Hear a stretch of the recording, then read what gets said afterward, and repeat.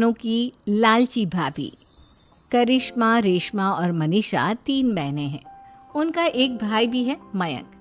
मयंक अपनी बहनों को बहुत प्यार करता है, लेकिन मयंक की पत्नी सविता इस मामले में मयंक से बिल्कुल ही अलग है। वो अपनी ननदों का जितना बुरा कर सकती है उतना बुरा करती ही रहती है और अपनी ननदों पर हुक्म भी चलाती है। करिश्मा, करिश्मा, तुमने अभी तक नाश्ता नहीं बनाया? तुम्हारे भैया को ऑफिस जाने में देर हो रही है। हाँ भाभी, बस अभी बनाती हूँ। करिश्मा, तुम ये ढीलापन छोड़ दो। कल को पराए घर जाना है। वहाँ अगर तुम इस तरह से काम करोगी तो लोग क्या कहेंगे कि माँ ने और भाभी ने कुछ सिखाया नहीं। और तुम्हारी दोनों बहनें कहाँ हैं? अब रेशमा मार्केट गई है और मनीषा सो रही है। क्या? सुबह के 8 बज रहे हैं और ये महारानी अभी भी सो रही है? ये कहते हुए सविता अपनी सास दुर्गा देवी के पास जाती है। माँ जी, देख रही हो अपनी बेटियों के तौर तरीके? क्या हुआ बहू, सुबह सुबह क्या कर दिया मेरी बेटियों ने? अरे एक तो अभी अभी उठकर किचन में गई है, दूसरी सुबह सुबह बाहर चली गई और तीसरी अभी तक सो रही है। क्या करूं मैं इन तीनों का? मैं तो परेशान हो गई हूँ। जा जाकर उठा उसे और रेशमा से मैं बात करती हूँ।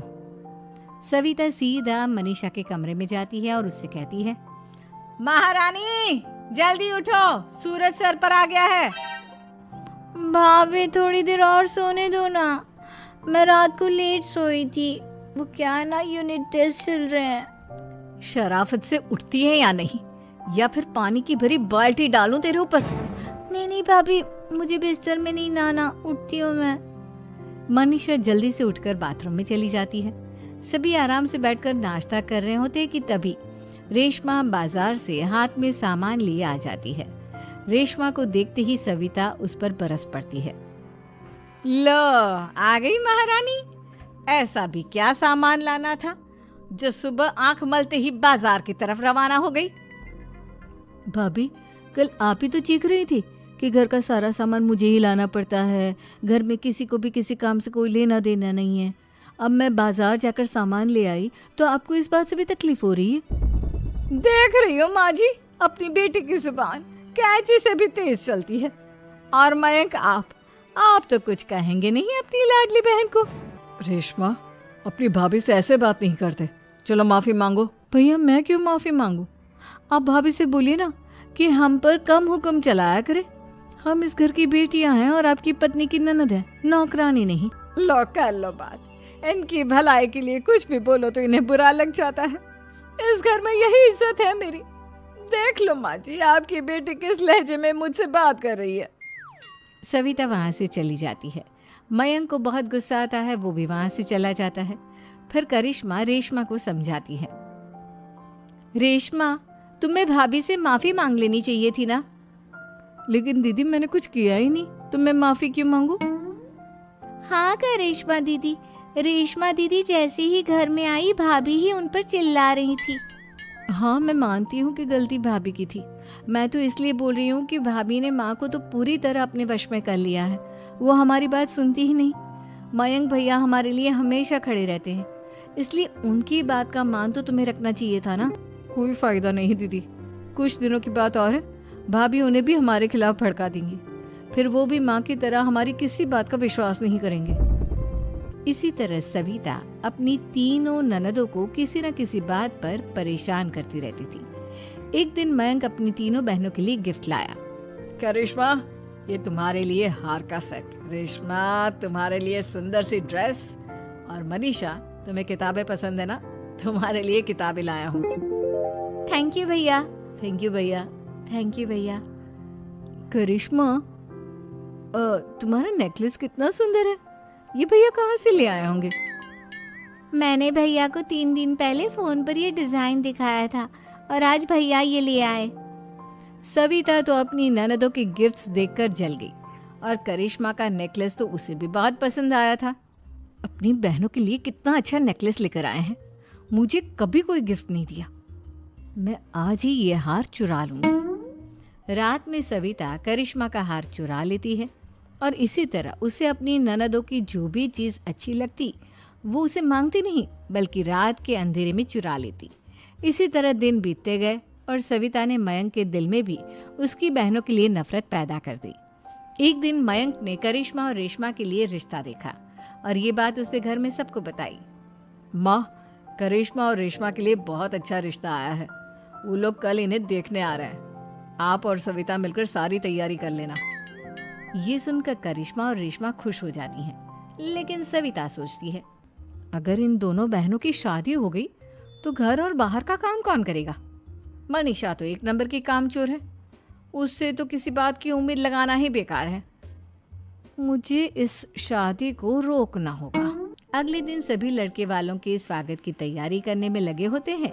तभी मयंक अपनी बहनों से आकर कहता है, तैयार हो गई तुम दोनों? देखो, दोनों लड़के बहुत अच्छे हैं, मैं कोई कसर नहीं छोड़ना चाहता, इसलिए तुम उनके सामने अच्छे से बिहेव करना और अपनी भाभी से लड़ने मत लग जाना। करिश्मा, तुम वो नेकलेस पहन लो ना जो मैं तुम्हारे लिए लाया था। भैया, मैं बहुत देर से वो नेकलेस ढूंढ रही हूँ, लेकिन मुझे मिल ही नहीं रहा। क्या तुमने नेकलेस खो दिया? तुम्हें पता भी है वो कितना महंगा था? तुम कोई काम ढंग से नहीं कर सकती। मयंक गुस्से में वहां से चला जाता है। थोड़ी देर बाद लड़के वाले भी आ जाते हैं। वो दोनों बहनों को पसंद कर लेते हैं और रिश्ता पक्का हो जाता है। लेकिन सविता के दिमाग में तो कुछ और ही खिचड़ी पक रही थी। वो पंडित जी के पास करिश्मा की कुंडली लेकर जाती है और उन्हें पैसे देकर करिश्मा की कुंडली बदलवा देती है। जब लड़के वालों के पास करिश्मा की कुंडली जाती है तो वो दुर्गा को फोन करते हैं। बहन जी, हमने करिश्मा की कुंडली अपने पंडित जी को दिखाई थी। आपकी बेटी की कुंडली नहीं बल्कि दोषों का पिटारा है। देखिए, मैं और मेरे पति इन सब बातों में बहुत विश्वास करते हैं, इसलिए हम आपकी बेटी से अपने बेटे की शादी नहीं करा सकते। इस तरह करिश्मा का रिश्ता टूट जाता है और सभी घर वालों को बहुत दुख होता है। अब कविता सोचती है, चलो करिश्मा का तो रिश्ता टूट गया, अब रेशमा का भी रिश्ता तोड़ना है। क्या करूं? अब सविता आवाज बदलकर किसी अननोन नंबर से रेशमा के होने वाले ससुराल में फोन करती है। हेलो, मैं कौन हूँ कौन नहीं ये आपके लिए जानना ज़रूरी नहीं। बस इतना सुन लो कि रेशमा का 2 साल से किसी के साथ अफेयर चल रहा है। बस रेशमा का रिश्ता तोड़वाने के लिए सविता का इतना कहना काफी था। अब रेशमा का भी रिश्ता टूट गया। मयंक और दुर्गा देवी ने रेशमा को खूब खरी खोटी सुनाई और उससे बार बार उस लड़के के बारे में पूछने लगे। आप दोनों मुझे क्यों परेशान कर रहे हो? अरे कोई लड़का होगा मेरी लाइफ में तो मैं बताऊंगी ना। जब कोई है ही नहीं तो कहाँ से लाऊं मैं कोई लड़का? तो तेरे होने वाले ससुराल वालों को फोन किसने किया था? माँ, मैं नहीं जानती किसने फोन किया था, मैं सच कह रही हूँ। मैं तो पहले ही कह रही थी इसकी लगाम खींच कर रखो, लेकिन मेरी सुनता ही कौन है। आप चुप रहिए भाभी, ये सब आपका ही किया धरा है। अब तीनों बहनों को विश्वास हो जाता है कि ये सब उनकी भाभी ही कर रही है। तीनों बहनें अपनी भाभी को सबक सिखाने के लिए एक वकील कर लेती है और घर में हिस्सा मांगना। देखो भैया, माँ बाप की जायदाद में जितना बेटों का हक होता है उतना ही बेटियों का, इसलिए इस घर के 4 हिस्से होंगे और हमें अपना हिस्सा चाहिए। मैंने तुम्हारे लिए क्या क्या नहीं किया और तुम इस घर में हिस्सा मांग रही हो? भैया, आप और माँ हम बहनों की कोई बात नहीं सुनते हो और भाभी हमारी शादी नहीं होने देगी क्योंकि उन्हें लगता है कि आप हमारी शादी में ज़्यादा पैसा लगाओगे और उन्हें हम जैसी फ्री की नौकरानी कहाँ मिलेगी। तो हम भाभी के साथ तो रह नहीं सकते, हम बहनों को अपना हिस्सा चाहिए। अरे तुम्हें शर्म आनी चाहिए अपनी भाभी पर ऐसा इल्जाम लगाते हुए। वो तुम्हारे बारे में कितना सोचती है। हाँ माँ, भाभी हमारे बारे में बहुत सोचती है। दिन रात बस यही सोचती रहती है कि किस तरह से अपनी तीनों ननदों को परेशान करूं और कभी मुझे पढ़ने भी नहीं देती। दोनों बहनों का रिश्ता भी तो इन्होंने ही तोड़वाया है और रात में हमारे कमरे में आकर हमारी चीजें भी चुराती हैं। इसी तरह सविता की तीनों ननदें अपनी बात पर अड़ी रही। अब कोर्ट में तारीख भी शुरू हो गई।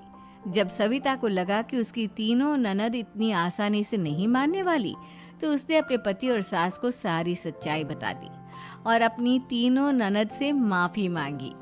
मयंक और दुर्गा को भी अपनी गलती का एहसास हो गया। अब सविता खुद करिश्मा और रेशमा के लिए